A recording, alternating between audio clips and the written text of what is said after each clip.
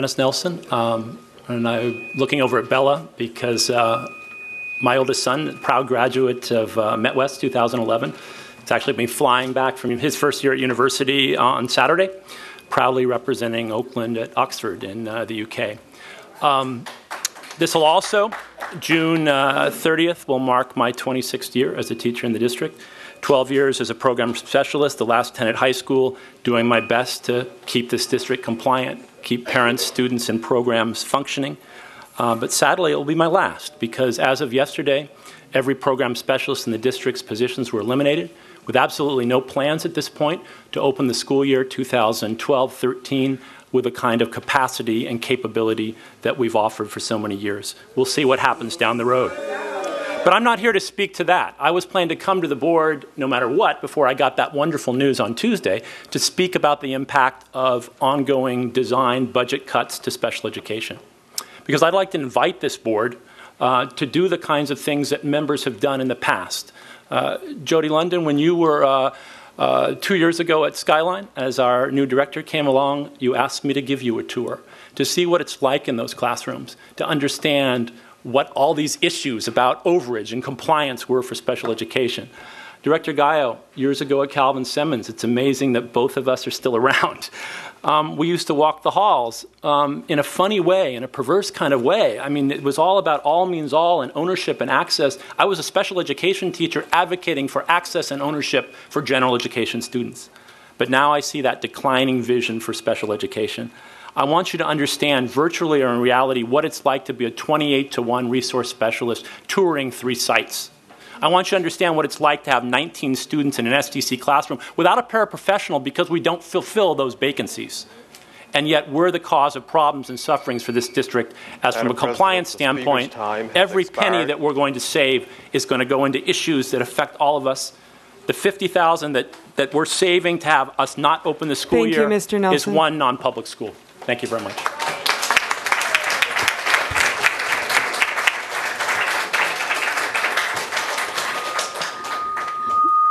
Good evening. Magandang gabi. Buenas noches. My name is Mary Claire Gatmaitan, and I'm a program specialist. My background is I'm a product of LA Public Schools. Before teaching, I worked in education over 10 years, nationally and internationally. My previous job was at the Hewlett Foundation, where we had caterers, personal trainers, a cottage that we could rent. I came to Oakland because of the high need. The high need is here, and I really wanted to be part of making a difference. I worked at Skyline High School working with students with autism for 4 years. The last 2 years, I've been a program specialist. My partner, who is also a teacher in the community, born and raised in Oakland, we just bought a house. We're starting a family, and I found out yesterday that I don't have a job. To continue to work in Oakland, because I am very much committed in Oakland, I work 3 jobs to make sure that not only my family is supported, but my family at home. I was the youngest of 5 kids. I was the only one that graduated university in the United States. I wanted to just share with all of you that there are 15 program specialists. We can barely meet the demand. Program specialists support students, families, teachers, and administrators. I'm concerned about how these stakeholders will receive the support that they need in the fall. More and more students will have to wait to get assessed and get the support that they need. Just today, I had 6 IEPs. That doesn't include the phone calls and emails that I get from all of these people. The other day, I just had a case, a student with autism, elementary school, and I was able to support the team and advise the team about what middle school, high school, and the young adult program would look like, because I have experience in these areas and expertise, and I'm from the community. So I'm here just to ask for you to please reconsider. We are crucial contributors in the education of students, and we're committed to this providing good service and good quality service for our students and families, and we want to be here. And the message that was sent yesterday was opposite. The speaker's time has expired.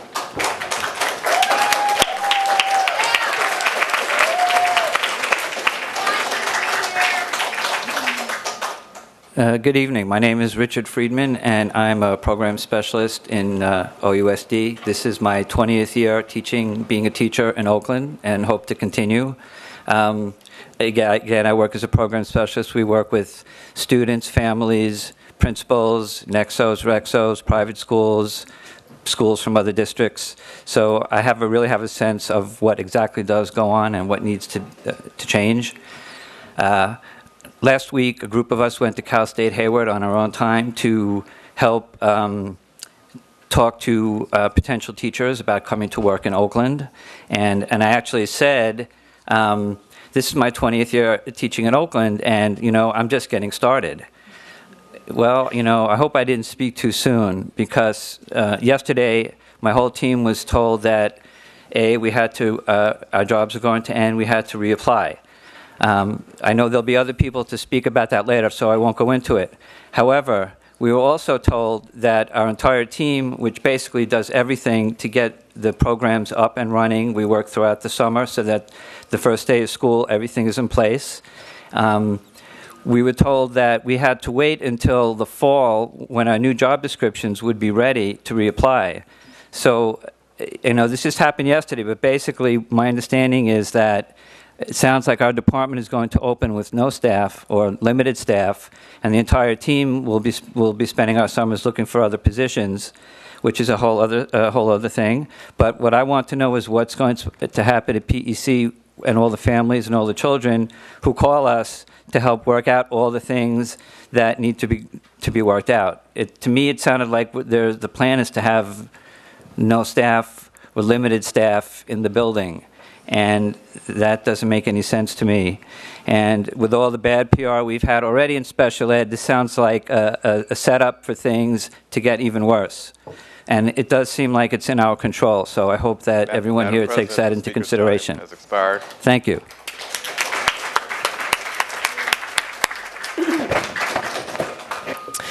Hi, my name is Barbara Cass. I first want to say that I've been an Oakland Public School parent for 19 years. As of Friday, my youngest will be graduating from Skyline High, so I will not be an Oakland parent anymore, but I still will be an Oakland teacher. I am a resource specialist. I'm one of the resource specialists that Dennis talked about with a really large caseload serving multiple schools. It's a really hard job. I work every weekend. I bring home work every night. The only thing that makes my job doable is the program specialists. They are what help me be compliant. They're what help me when I don't know what to do, when I have a student who I'm not able to help as much as they need. They help me when I have students who need other placements. They are the people who know my students and who know the ones that I need the support with. I'm really fearful of starting the new school year without program specialists in place. I'm really concerned about not having people who know Oakland, who know our students, who know all of our programs, and who know all of our teachers. This is, I think, just in terms of compliance, really fraught with a lot of possibilities for a lot of problems for next year. So again, I'm asking you to please, please reconsider that decision. We need the program specialists to help serve what really is the most vulnerable population in Oakland Unified. Thank you.